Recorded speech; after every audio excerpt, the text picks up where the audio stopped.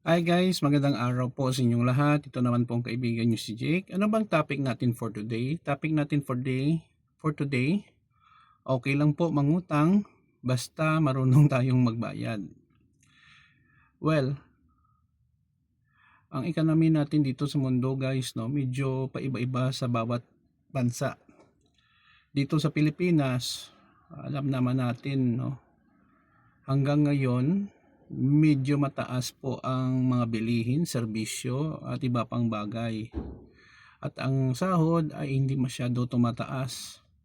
Bagkus parang ang buying power ng bawat Pilipino ay hindi na malakas compared before. So sa akin lang guys, okay lang po mangutang basta't marunong po tayong magbayad.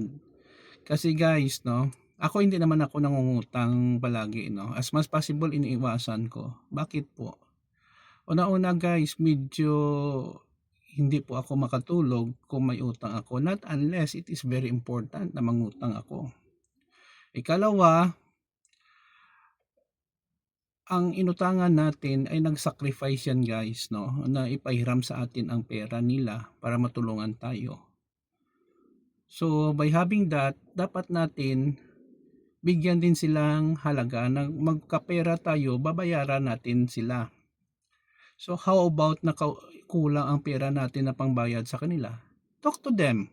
Sabihin mo ganito lang muna ibabayad ko, but rest assured na babayaran ko ito hanggang matapos po ang utang ko sa inyo.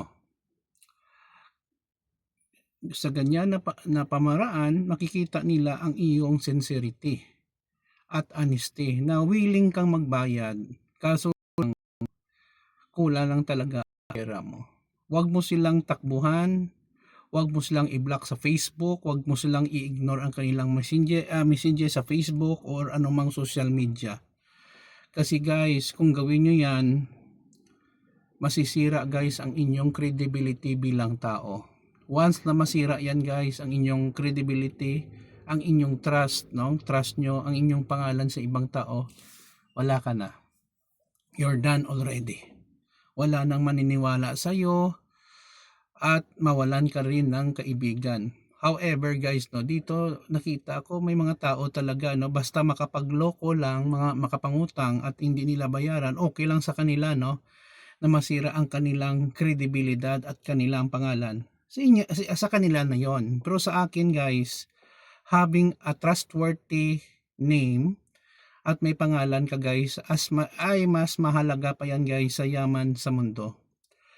Kung mamamatay tayo, sabihin ng mga tao, si ganito, wala po siyang ugali na nangungutang na hindi nagbabayad. Maganda po yan ang kanyang ugali. Hindi po siya nangungutang kung hindi naman kailangan.